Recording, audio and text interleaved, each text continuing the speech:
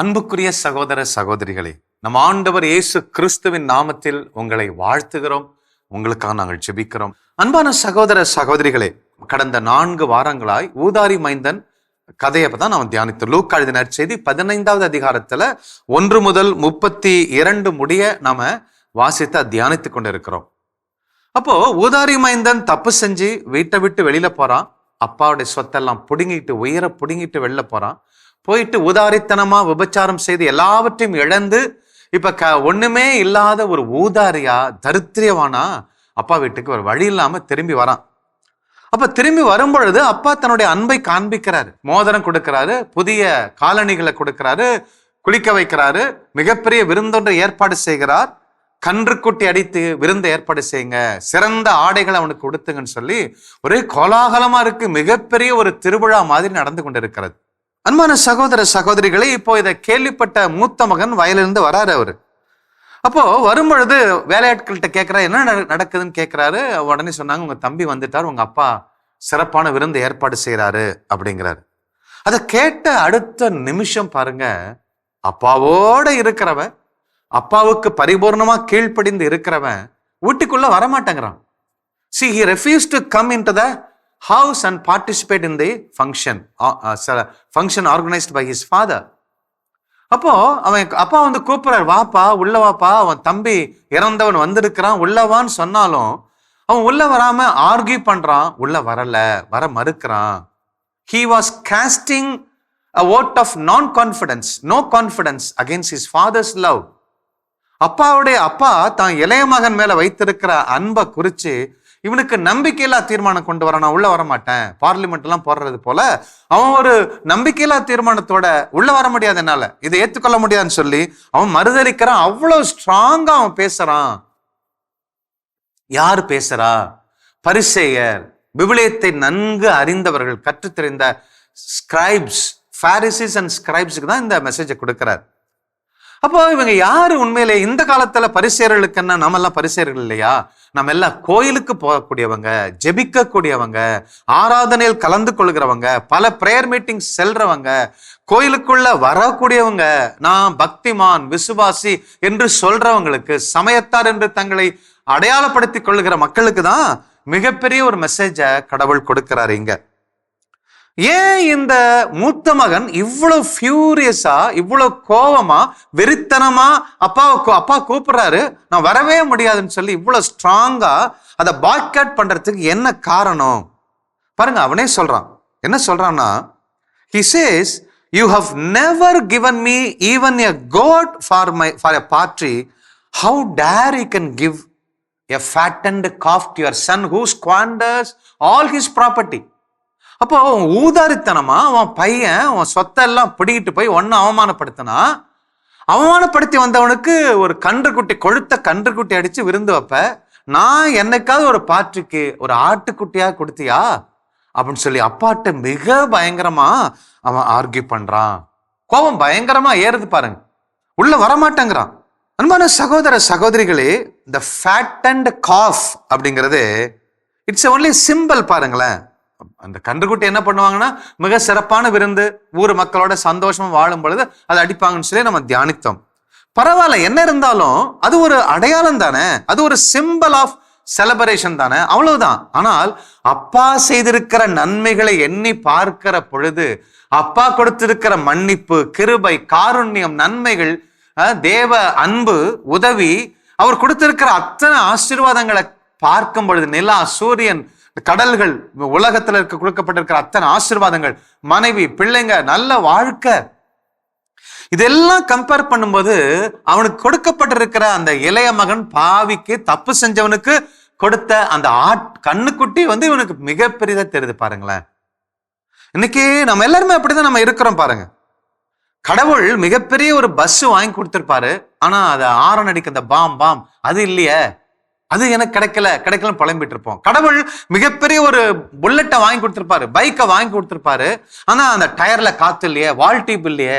இப்படி சின்ன மேட்டர், பெரிய பெரிய காரியங்களை கடவுள் செய்வார். அன்பான சகோதர சகோதரிகளே, அப்ப கடவுள் கொடுக்கிற மிகப்பெரிய ஆசீர்வாதங்கள் நமக்கு தெரியல, சின்ன பிரச்சனை தான் பெருசாக்கி நம்ம வாழ்க்கையை இழக்கிறோம். பாருங்களேன், அப்போ younger brother again become the legal hair. அப்போ திரும்பி அவன் ஏன் அவனுக்கு கோபம்? தம்பி அவன் தப்பு செஞ்சவன் திரும்பி மோதிரத்தை கொடுக்கிறாரு, ஏன் பிள்ளைங்கிறாரு. அப்போ அவனுக்கு லீகாலிட்டி வந்துருது. அப்ப லீகாலிட்டி வந்துச்சுன்னா இளைய மகனுக்கு திரும்பி 1/3 ப்ராப்பர்ட்டி கொடுக்கணும். அப்ப ஏன் சொத்துல தான் நீ கொடுப்ப, அதான் அவனுக்கு கோபம் பாருங்களேன். I have worked myself to death and earned what I have got, but my brother has done nothing to earn anything. Indeed, he is merited only expulsion and excommunication. என்ன சொல்றான்? விபச்சாரம் பண்ணிட்டு எல்லாத்தையும் தாறுமாறா செலவு பண்ண அந்த பையனுக்கு போய் இவ்வளவு செய்யறிய, நான் சாகுறேன், உயிரை வெறுத்து என் உடம்ப குறைச்சு அவ்வளவு இரா பகலா கஷ்டப்பட்டு வேர்வை செஞ்சு அப்படி உழைச்ச அந்த சொத்தை சம்பாரிச்சா, நீ என்னடானா விபச்சாரம் பண்ணி ஊதாரித்தனமா அந்த பையனுக்கு போய் கொடுக்கிறிய, அவன் வீட்டை விட்டு துரத்தப்படதான் அவனுக்கு தகுதி தவிர he is merited to only for expulsion and excommunication அப்படிங்கிறான். நம்ம சமுதாயத்தை விட்டு துரத்ததான் அவனுக்கு தகுதியை தவிர அவனுக்கு போய் நீ இப்படி தாராளமா நீ அன்பு செலுத்துறியே, yet you lavish him with wealth, where is the justice அப்படின்னு கேட்கிறான். எங்கேயா இருக்கு நீதி? எங்க இருக்கு நீதி? நான் ராப்பால கஷ்டப்படுவேன், ஏன் சொத்தை தூக்கி தம்பி கொடுப்பிய, எங்க இருக்கு நீதி? உண்மை எங்க இருக்கு? எப்படி நீ கொடுக்க முடியும்? அப்பா கேட்கிறான். கடவுளை இப்படிதான் நம்ம கேட்கிறோம். ஏன் இப்படி செஞ்சீங்க? ஏன் என் புருஷனுக்கு இந்த நோய்? ஏன் என் மனைவிக்கு இந்த நோய்? ஏன் எங்களுக்கு போய் இந்த நோய்? ஒரு சகோதரி அண்மையில கேட்டாங்க, அவங்களுக்கு கிட்னி ப்ராப்ளம், ஏன் எங்க குடும்பத்துக்கு இந்த நோய் ஏன் வரக்கூடாது அப்படின்னு கேட்டு, மனம் மாறுவதற்காக கடவுள் கொடுக்க கிட்னி ஒரு ப்ராப்ளம் அதோட சாக வேண்டியதானா? ஏன் இப்படி நம்ம முடிவெடுக்கிறோம்? ஏன் கடவுளை நம்பக்கூடாது? ஏன் மனமாற்றம் நடக்கக்கூடாது? அந்த நோய் ஏன் நீங்க கூடாது? இயேசுவின் நாமத்துல கடவுளுக்காக ஏன் எல்லாவற்றையும் செய்யக்கூடாது? கடவுள் எனக்கு சுகப்படுத்துவார் அந்த நம்பிக்கையிலே ஏன் எனக்கு வந்துச்சு? ஏன் எனக்கு வந்துச்சு? நாம் என்னமோ நீதிமான், பரிசுத்தர், உலகத்துல எந்த பாவமும் செய்யல, எந்த தீமையும் செய்யலன்னு சொல்லி நம்மை மிகவும் உயர்ந்தவனா, பரிசுத்தனா, உயர்ந்த ஸ்தானத்தில் வைக்கிற என் அன்புக்குரிய சகோதர சகோதரிகளே, நீங்க ரொம்ப மோசமான நிலையில இருக்கீங்கிறத புரிஞ்சுக்கங்க. அதைத்தான் கடவுள் மிக ஆழமா சொல்ல விரும்புறாருங்க. I have never disobeyed you, so I have rights அப்படிங்கிறான். இளைய மகன் பாவம் செஞ்சவன், விபச்சாரம் செஞ்சவன், கொலை செஞ்சவன் அல்லது உதாரித்தனமா செஞ்சவன் அவன் இங்கிருந்து ஓடி வரான். நான் பாவின்னு சொல்லி ஒரு பேப்பர்ல லிஸ்ட் எடுத்துட்டு வரான். இத்தனை பெண்களோட நான் தப்பு செஞ்சேன், இத்தனை முறை நான் போர்னோகிராஃபி பார்த்தேன், இத்தனை முறை திருடனேன், இத்தனை முறை குடிச்சேன். அவன் he is bringing the list of sins. பேப்பர்ல எழுதி பாவ அறிக்கை செய்யறான். ஒரு விபச்சாரம் பண்ணவன், மொராலிட்டி இல்லாதவன், கோயிலுக்கு வராதவன், அப்பா விட்டு ஓடி போனவன், துன்பத்தில் வாழ்ந்தவன், பயங்கர மோசமான பன்றிக்கு போடக்கூடிய உணவை சாப்பிட்டவன், அவ்வளவு கேவலமா இருந்தவன், அவன் ஒரு லிஸ்ட் எடுத்துட்டு வரான். நான் பாவி, நான் மோசமானவப்பா, என்னை மன்னிச்சிருங்கப்பா, உன் கூலி ஆட்கள்ல ஒருத்தனை என்னை வச்சுங்கப்பான்னு சொல்லி அவ்வளவு தாழ்ச்சியோட ஒரு லிஸ்டா பாவங்கள் எடுத்து வரான். ஆனா இவன் அப்பாவோட இருக்கிறவன், அப்பாவை பத்தி தெரியத தவிர அப்பா யாருன்னு புரியல, அவருடைய மனசு புரியல, அவருடைய உணர்வு புரியல, அப்பாவுடைய தியாகம் புரியல. அப்பாவை தெரியுது, அப்பா சொத்து எவ்வளவு இருக்குன்னு நல்லா தெரியுது, ஆனா அப்பாவை தெரியல. ஆனா இவன் என்ன சொல்றான்? என்கிட்ட ஒரு பாவம் இல்ல, ஐ ஹவ் நெவர் டிஸ்ஒபேட் யூ, ஒரு நாள் கூட உங்க கட்டளை நான் மீறினது இல்ல அப்படின்னா எந்த அளவுக்கு அவனை தன்னை பரிசுத்தனா மிக உயர்த்திக்கிறான் பாருங்க, இந்த பரிசேயத்தனம். அதனாலதான் ஆண்டவர் சொன்னார், பரிசேயர்களை விட உங்கள் எண்ணங்கள் மேலானவைகளாக இருக்கணும் அப்படிங்கிறார் ஆண்டவர் இயேசு கிறிஸ்து. அப்போ நான் ஒரு கட்டளை கூட கடைபிடிக்காம வாழ்ந்தது இல்லை. அப்ப எனக்கு உரிமை இருக்கு, என்ன கேட்காம நீ எப்படி என் சொத்தை எடுத்து அவனுக்கு கொடுக்க முடியும்? I deserve to be consulted about this. என்ன கேட்டிருக்கணும் நீங்க முதல்ல. You cannot take decision unilaterally. தனிமையா நீ மட்டும் எப்படி ஒரு அப்பனா இருந்து எடுக்க முடியும்? அந்த சொத்துக்கு உரிமை எனக்கு தானே இருக்கு, நீ எப்படி எடுக்க முடியும்? எப்படி அவனுக்கு கொடுக்க முடியும்? இது எப்படி நீதி என்று கேட்கிறான். அன்பான சகோதர சகோதரிகளே, கடவுளை நம்ம இன்னைக்குதான் பாத்தீங்கன்னா கேட்கறான் இல்லையா, நீ எப்படி அந்த முடிவு எடுக்க முடியும்? யூனிலேட்டரலி, பைலேட்டர் தான் எடுக்க முடியும். நான் பேசி எடுத்திருந்தா பரவாயில்ல, நீனா வயசத்துக்கு எப்படி எடுக்க முடியும்? எப்படி அவன் தம்பி கொடுக்க, இளையமானுக்கு கொடுக்க முடியும் அப்படின்னு கேட்கிறான். இன்னைக்கு பல விஷயங்களை பார்த்தீங்கன்னா we never allow God to react upon us. அவரை ரிஜெக்ட் பண்ணிட்டே இருக்கோம் பாருங்க, அவர் எதுலையுமே நுழைய விடுறதில்ல பாருங்க, அவரை துக்கப்படுத்திட்டே இருக்கோம் பாருங்க. பரிசுத்தாவி துக்கப்படுத்துறோம் அப்படிங்கிறாரு எபேசியர் 4:30 பாவத்தின் வழியாய். 1 தெசலோனிக்கர் 5வது அதிகாரம் 19-20 பாத்தீங்கன்னா பரிசுத்தாவை தடை செய்கிறோம், நம்ம கடவுளை தடை செய்கிறோம். அதுக்கு மேல வரக்கூடாது, இது நீ பண்ணக்கூடாது, நான் தான் முடிவு எடுக்கணும். அப்புறம் எப்படிங்க கடவுள் ஃப்ரீயா செயல்பட முடியும்? அதுதான் rejecting the Holy Spirit is unforgivable sin அப்படிங்கிறார் கடவுள். போன வாரமா நம்ம தியானித்தோம். மன்னிக்க முடியாது, இம்மையிலும் மறுமையிலும் மன்னிக்க முடியாது அப்படிங்கிறாரு கடவுள். அப்படின்னா என்ன அர்த்தம்? அப்போ நாம இது என்ன? அப்போ unforgiveness does not arise from the nature of sin, but it arises from the effects of sin. அப்போ நான் ஒரு பையன் ஒரு 3 குழந்தைகளை பலாத்காரம் பண்ணிட்டான், அல்லது 3 பெண்களை கொலை பண்ணிட்டான் அப்படின்னா மிகப்பெரிய பாவம். அந்த பாவத்தை மன்னிக்கிறதுக்கு ஆண்டவர்கிட்ட இரக்கம் இல்லை என்பது பொருள் அல்ல. இன்டென்சிட்டி ஆஃப் ப்ராப்ளம் பிரச்சனை அல்ல. மிகப்பெரிய பாவத்தை செஞ்சுட்டான் அப்படிங்கிற பிரச்சனை இல்ல. பாவம் ரொம்ப அடர்த்தியானது, அந்த பிரச்சனை அல்ல. எங்க அவன் எவ்வளவு பாவம் 10 பேரை கொலை செஞ்சிருந்தாலும் கடவுள்கிட்ட ஓடி வந்து மன்னிப்பு கேட்கும் போது அவர் மன்னிக்க தான் செய்ய போறாரு. ஆண்டுடைய அன்புல குறையில்ல, இரக்கத்துல எந்த நோயும் வரல. பரிசுத்தாவிக்கு எதிராக செய்யக்கூடிய பாவம் மன்னிக்கப்படாது அப்படின்னா ஆண்டுடைய இரக்கத்துல ஏதோ குறை வந்துருச்சு, அவர் அந்த இரக்கத்தை விட இந்த பாவம் பெருசு என்பது அல்ல. பரிசுத்தாவிக்கு எதிராக செய்யப்பட்ட பாவம் மன்னிக்கப்படாதுன்னா இயேசு கிறிஸ்துவோட அவருக்கு நிறைய குளோரி இருக்கு, நிறைய மேன்மை இருக்கு என்பதல்ல. All are equal. அன்பான சகோதர சகோதரிகளே, கடவுள் இப்ப பாருங்க, அப்பாவோட இருந்துகிட்டு அப்பாவை ரிஜெக்ட் பண்றான் பாத்தீங்களா? அப்பா வேண்டாம், அப்பா வேண்டாம். அப்ப எங்கிருந்து மன்னிப்பு கிடைக்க? என்கிட்ட பாவமே இல்லை, என்கிட்ட இருக்கிற பாவம் கூட என்னால உணர முடியல. அப்ப பாவ மன்னிப்பு எனக்கு வேண்டாம். அப்ப பாவ மன்னிப்பு வேண்டாம்னா நீ எப்படி கடவுள்கிட்ட மன்னிப்பு பெற முடியும்? எப்படி பரலோகம் போக முடியும்? நான் சொன்னேன் இல்லைங்களா, unforgiveness arises from the effects of sin. நான் இப்படி வாழ்நாள் முழுசும் ஆண்டவற்றை மன்னிப்பு கேட்காம ஒப்புரவு செய்யாம வாழ வாழ வாழ எனக்குள்ள பாவம் பெருக நான் செத்தன்னா நான் நரகத்துக்கு தான் போக முடியும். அன்பான சகோதர சகோதரிகளே, அப்போ நம்ம எப்ப இந்த கடவுளை ஒதுக்க ஆரம்பிச்சு சுயநலத்தோட வாழ ஆரம்பிக்கிறோமோ அப்ப நமக்கு விசுவாசம், இன்ஃபிடலிட்டி, நம்பிக்கையற்ற ஒரு தன்மை, பரிசுத்தமற்ற தன்மை நமக்குள்ள வந்துடும். இம்பெனிட்டன்ஸ் அப்படின்னா அது பயங்கரமான தண்டனைக்கு, அழியாத நித்திய தண்டனைக்கு அது என்ன அழைச்சிட்டு போகுது. அதனால தான் இம்மையிலும் மறுமையிலும் மன்னிக்கப்படாது. நான் நரகத்துல 300 வருஷம் நெருப்புல வெந்தாலும் என் பாவங்கள் மன்னிக்கப்படாது. ரொம்ப ரொம்ப முக்கியம் பாருங்களேன். அப்பாவோட இருக்கிறோம், கடவுளோட இருக்கிறோம், ஆனா கடவுளை பத்தி எனக்கு தெரியாது, கடவுளை எனக்கு தெரியாது. கடவுளை பத்தி தெரியும், ஆனா கடவுளை எனக்கு தெரியாது. பாருங்க அவன் எந்த அளவுக்கு இன்னும் கொஞ்சம் பாருங்க தெரியாமையில இருக்கிறான் பாருங்க. அப்பாவை பேசுறான். லூக்கா எழுதின நற்செய்தி 15:29 அதற்கு அவர் தந்தையிடம் பாரும், லுக் அப்படிங்கிறான். பாருன்னா தமிழ்ல அழகா போட்டிருக்கு, பாரு, இங்க பாரியா, இத்தனை ஆண்டுகளா நான் அடிமையை போன்று உமக்கு வேலை செய்யறேன்னு, லுக் ஹியர் அப்படிங்கிறான். இங்க பாரு, உனக்கு அடிமையான வேலை செஞ்சேன். எந்த அளவுக்கு தன்னுடைய தூய்மையை, தன்னுடைய ஹார்ட் ஒர்க்கை அவன் பயங்கரமான ப்ரொஜெக்ட் பண்றான். நான் வேலை செஞ்சேன். அப்ப சில பேர் சொல்லுவான், நான் 30 வருஷம் பட்டை கடந்து வேலை செஞ்சேன், இவ வீணடிக்கிறா, மனைவி பிள்ளைங்க வீணடிக்கிறாங்க, அவங்க வீணடிக்கிறாங்க. யாரும் என்ஜாய் பண்ண விட மாட்டாங்க. ஒரு சில பெற்றோர்கள் கஞ்ச பிசுனாரி மாதிரி வாழ்ந்திருப்பாங்க. அப்படி ஒரு தான் உழைச்சேன், நான் கஷ்டப்பட்டேன், நான் உழைச்சேன், அப்படி உழைச்சேன், நான் கஷ்டப்பட்டேன்னா அந்த வீட்டை அவரை மட்டும் விட்டுட்டு நீங்க எல்லாம் வாடகை விட்டு போயிடுங்க. அதான் ரொம்ப நல்லது. சங்கீதம் 127 ஆண்டவரே வீட்டை பார்த்து கட்டாவிடில் கட்டுவரின் உழைப்பே வேணும். அவன் தான் கட்டுறான், சிவில் இன்ஜினியர் தான் கட்டுறான், மேசன் தான் கட்டுறான். கடவுள் கட்ட சொல்ல வைக்கலனா அவனுக்கு அந்த ஆற்றலை கொடுக்கலாம், பண்றது வீண் அப்படிங்கிறாரு. கடவுளே பார்த்து என் வீட்டை காக்காவிடில் விடிய விடிய கண் விழிச்சிருந்தாலும் வீண் அப்படிங்கிறாரு.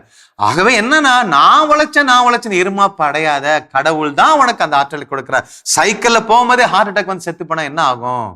உனக்கு உயிரை கொடுத்தது அது, வாழ்வை கொடுக்கிறவர் அவர், இந்த வேலை செய்யக்கூடிய அத்தனை ஆசீர்வாதங்களை கொடுக்கிறவர். நான் உழைச்சேன்னு சொல்லி பெருமையில, ஆணவத்துல, அகங்காரத்துல எல்லாரையும் கண்ட்ரோல் பண்ணக்கூடிய அந்த ஸ்பிரிட் நமக்குள்ள இருந்தா நாம தான் தொலைஞ்சு போனவங்க. ஊதாரி மகன். கோயிலுக்கு வரக்கூடிய அன்புக்குரிய சகோதர சகோதரிகளே, தினமும் ஜெபிக்கக்கூடிய சகோதர சகோதரிகளே, திஸ் மெசேஜ் நீங்க பாருங்க. லூக்கா எழுதின நற்செய்தி 15வது அதிகாரத்துல 1-2 வசனங்களை பாருங்க. அவர் பரிசேயர்களையும் விவிலிய அறிஞர்களையும் பார்த்துதான் இதை சொல்லிட்டு வராரு. அப்ப ஆடியன்ஸ் யாரு? எல்லாம் பாக்குறாங்க. அப்பா மூத்த பையன் உள்ள வருவானா, சின்ன பையனும் மூத்த பையனும் சேருவாங்களா, இது என்ன நடந்துச்சு, எல்லாரும் சீட்ல முன்னாடி உட்காந்து ஆர்வமா பார்க்க வைத்திருக்கிறார் ஆண்டவர் இயேசு கிறிஸ்து. ஏன் அங்கதான் பாக்கணும் பாருங்க அந்த ஆர்வத்தை. இது எல்லாமே பரிசேர் எதிரிகள்கிட்ட சொல்ல, நீ முடிவு பண்ணிக்கியா, உள்ள வந்தீனா உனக்கு ஆசீர்வாதம், எந்த பாவம் செஞ்சாலும் என்கிட்ட வந்தீனா உனக்கு ஆசீர்வாதம் அப்படிங்கிறார்.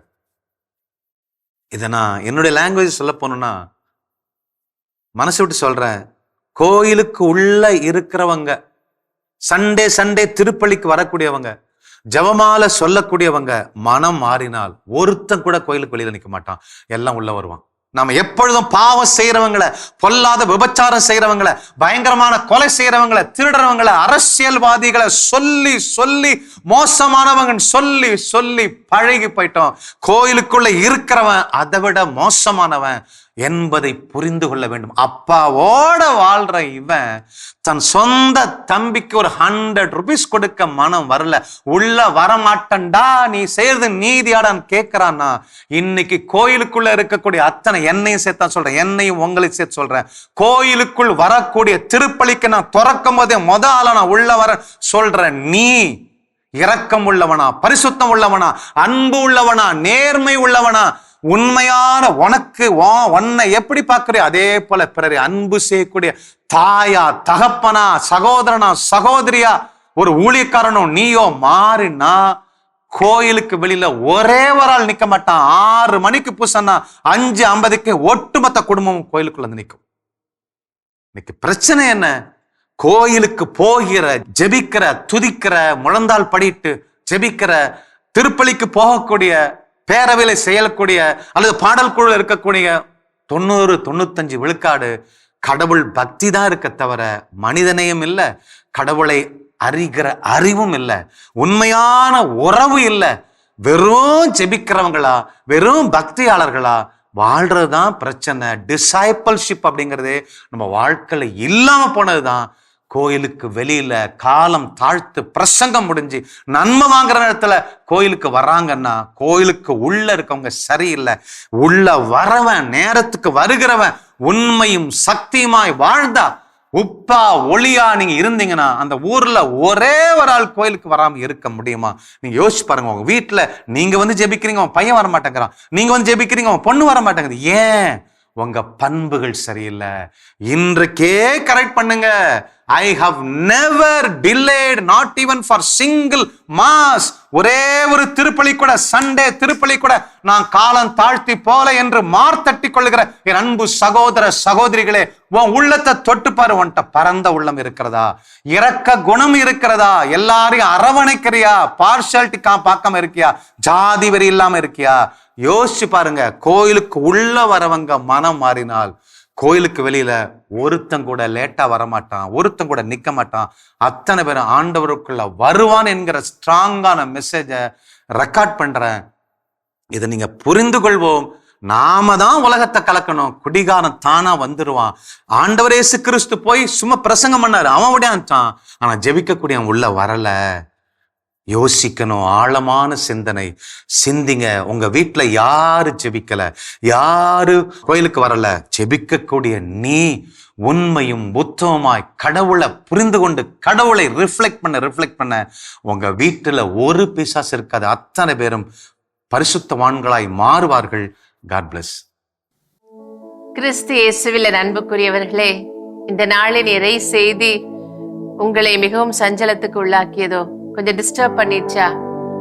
நான் நல்லவன் தானே நினைச்சு வாழ்ந்துட்டு இருக்கேன், நான் சரியானதானே செஞ்சுட்டு இருக்கேன், கோயிலுக்கு நேரத்துக்கு போயிடுறேன், எல்லா ஜெபமும் சொல்லிடுறேன், ஆனா பிரதர் நம்மளை இவ்வளவா திட்டுறாரு இறை வார்த்தையை வைத்துக்கொண்டு என்று சொல்லி இந்த நாளிலே உங்களுக்கு மனதில் சில சஞ்சலங்கள் உண்டாயிருக்க வேண்டும். ஏனென்றால் இறை வார்த்தை அது நம்மை ஊடுருவ குத்தும். நமக்குள்ள ஒரு சில சந்தேகங்களை, சஞ்சலங்களை உண்டு பண்ணணும். நான் சரியா தவறா என்பதை. அப்பொழுதுதான் நான் சரியான முடிவுகளை எடுக்க முடியும். அது கடவுள் கொடுக்கிற வழிமுறையாக அது இருக்கும்.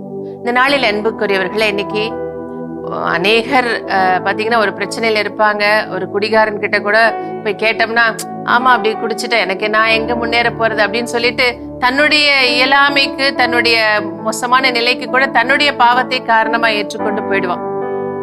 அது ஒரு பக்கம் விட்டுருவோம். இன்னொரு பக்கம் இருக்காங்க, எந்த பிரச்சனை வந்தாலும் எனக்கு ஏன் வந்துச்சு, எனக்கு மட்டும் ஏன் வந்துச்சு, நான் நல்லா தானே இருக்கேன், நான் என்ன துரோகம் பண்ணிட்டேன், நான் என்ன மற்றவங்க செய்யக்கூடாத செஞ்சுட்டேன், என் மனசாட்சியின்படி நல்லா தானே வாழ்ந்துகிட்டு இருக்கிறேன் என்று கடவுளை கேள்வி கேட்கக்கூடிய அந்த பரிசெயர்களான நமக்கு தான் இந்த நாளின் செய்தி. மறுபடியும் அந்த லூக்கா நற்செய்தியை எடுத்து வாசிங்க. நம்ம எப்பவுமே அந்த சின்ன மகனை மட்டுமே போக்கஸ் பண்ணிட்டு பாவிகள் அப்படின்னு சொல்லிட்டு பாவத்தை வெளிப்படையாய் தெரியக்கூடிய பாவங்களை செய்கிறவர்களை மட்டும் தீர்ப்பிட்டு விட்டு வெளிப்படையாய் தெரியாத நம்முடைய பாவங்களை குறித்து அசட்டையாக நாம் வாழ்ந்து கொண்டிருக்கின்றோம். தீமோத்தேயுக்கு எழுதிய புத்தகத்துல தெளிவா இருக்கு. ஒரு சிலருடைய பாவங்கள் வெளிப்படையானவை, ஆனா ஒரு சிலருடைய பாவங்கள் மறைவானவை. நம்முடைய கண்ணுக்கு மறைவான, ஆனா கடவுளுடைய கண்ணுக்கு அது தெளிவா இருக்கு. நம்ம கடவுளை தீர்ப்பிட்டு கொண்டிருக்கிறோம், கடவுளுடைய நீதியை கேள்வி கேட்டுக் கொண்டிருக்கிறோம். கடவுளுடைய அந்த சித்தத்தை நிறைவேற்றாமலேயே நம்ம ஏதோ நம்ம விருப்பத்துக்கு நம்ம மனசாட்சிக்கு ஏற்ப ஏதோ நடந்துகிட்டோன்னு திருப்தியில கடவுளை கேள்வி கேட்டுக்கொண்டிருக்கிறோம். மிகவும் ஆபத்தான ஒரு நிலையில நாம் வாழ்ந்து கொண்டிருக்கிறோம். என் அன்பு சகோதரனே, என் அன்பு சகோதரியே, அந்த மூத்த மகனுக்கு இருக்கிற அந்த மனநிலை தான் நமக்கு இருக்கு. நான் எல்லாம் கீழ்ப்படுகிறேனே, நான் எல்லாம் செஞ்சிருக்கேனே, நான் ஏன் கஷ்டப்படணும்? அவன் கஷ்டப்படட்டும், அவன் மோசமானவன், அவன் பொறுப்பில்லாதவன், அதனால அவன் கஷ்டப்படுறான், ஆனா நான் ஏன் கஷ்டப்படணும் என்று சொல்லிட்டு நாம் நம்முடைய சுயநீதி, கந்தையான அந்த சுயநீதியை தூக்கி பிடிச்சிட்டு நிக்கிறோம். ஆனா ஆண்டவருடைய பார்வையில நாம் எவ்வளவு அருவருப்புரியவர்கள் என்பதை அவருக்கு மட்டும்தான் தெரியும். அவருடைய நிலையிலிருந்து நாம் நம்மை பார்த்து கணிக்க நாம் பழகி கொள்ள வேண்டும். என் அன்பு சகோதரனே, சகோதரிய, இன்னைக்கு கடவுள் அப்பா எல்லாரையும் மன்னிக்கிறவர், ஆனா நாம மன்னிக்கல. எல்லாரையும் நேசிக்கிறவர், ஆனா நாம நேசிக்கல. எல்லாருக்கும் இரக்கம் காட்டுகிறவர், ஆனா நாம இரக்கம் காட்டல. நாம் கடமைகளில் தவறி தவறி தவறி குற்றம் புரிந்தவர்களாக இருக்கிறோம். கடவுளுக்கு இடம் கொடுக்காமல் இருக்கிறோம். கடவுளுடைய பந்தியில் அமராமல் இருக்கின்றோம். இந்த நாளிலே ஆலயத்திற்கு உள்ளிருந்து ஜெபிக்கக்கூடிய நாம் மனம் மாறுகிற பொழுது, இரக்கத்தை வாரி கொடுக்கிற பொழுது, அன்பை வாரி கொடுக்கிற பொழுது, மன்னிப்பை நேசத்தை கொடுக்கிற பொழுது, இந்த உலகம் முழுவதும் கடவுளுடைய சன்னிதானமாய் மாறும். பாருங்கள், நாம் பாடுவோம். உங்களுடைய இருதயத்தை, என்னுடைய இருதயத்தை ஆண்டவர் கேட்கின்றார். நான் இருதயத்தை கொடுக்காம ஏதோ ஒரு சிலதை செஞ்சுட்டு அவரை திருப்திப்படுத்தலாம்னு நினைக்கிறோம். இல்ல, நம்முடைய இருதயம் அவருடைய இருதயத்தை போல மாற வேண்டும். வாருங்கள், அர்ப்பணித்து பாடுவோம். என் இயேசு உன்னை தேடுகிறார். உன்னுடைய உள்ளத்தில் இடம் இருக்கிறதா மகனே?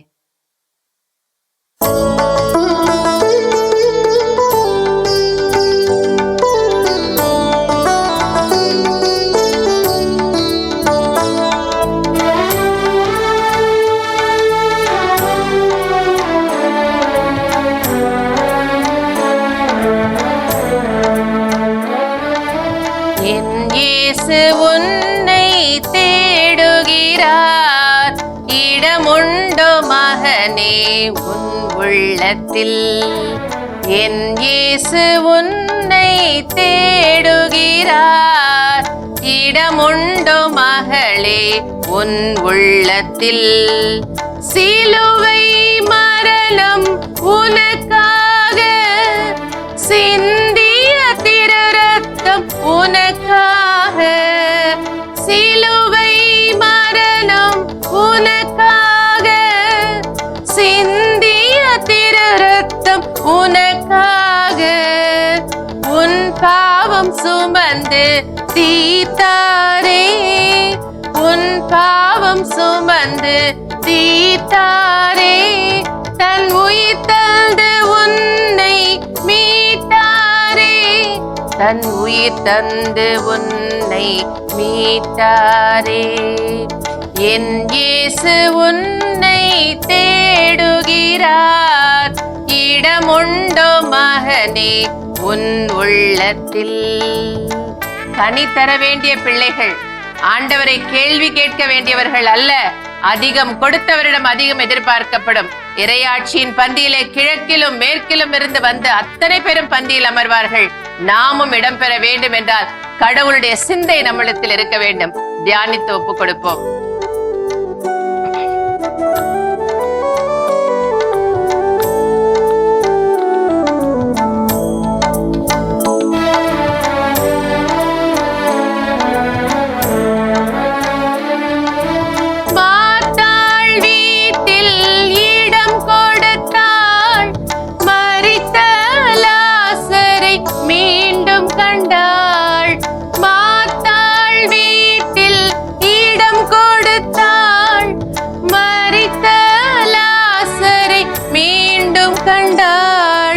கலங்கிடும் மனிதா வருவாயா, கலங்கிடும் மனிதா வருவாயா. உன் கர்த்தரின் பாதம் விழுவாயா, உன் கர்த்தரின் கர்த்தரின் பாதம் வீழுவாயா. என் இயேசு உன்னை தேடுகிறார். இடமுண்டோ மகனே உன் உள்ளத்தில்? அப்பா, எங்கள் இருதயத்தில் எங்களுடைய சுய நீதி, நாங்கள் செய்கிற ஜெபம் எல்லாவற்றையும் ஏந்தி நின்று, அப்பா, இந்த வணங்கா கழுத்துள்ள பிள்ளைகளாக, ஆணவம் கொண்ட பிள்ளைகளாக, எங்கள் ஜெபத்தினால் எல்லாம் ஆகும் அப்பா, எங்களுடைய செயல்களால் எல்லாம் ஆகும் என்று சொல்லி இருக்கிற அந்த நிலைமை இந்த நாளில் மறையட்டும் ஆண்டவரே.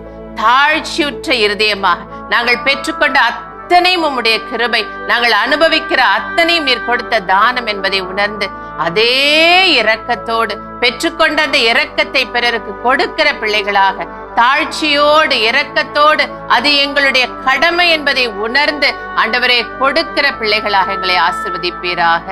ஆண்டவரே, உம்மை போன்றதொரு இருதயமாய், மன்னிப்பினால் பொங்குகிற இருதயமாய் எங்கள் இருதயத்தை மாற்றுவீராக. இருதயத்தில் தாழ்ச்சியும் சாந்த குணமும் உள்ள என் நேசவே, எங்களுடைய இருதயத்தை உம்முடைய இருதயத்தை போல மாற்றியருளும் சுவாமி. ஆமென். அன்புக்குரியவர்களே, ஆண்டவராகிய இயேசு கிறிஸ்துவின் மீது முழுமையான நம்பிக்கை கொள்வோம், நிறை வாழ்வை பெற்றுக்கொள்வோம். God bless you. இயேசுவுக்கே புகழ். மரியே வாழ்க.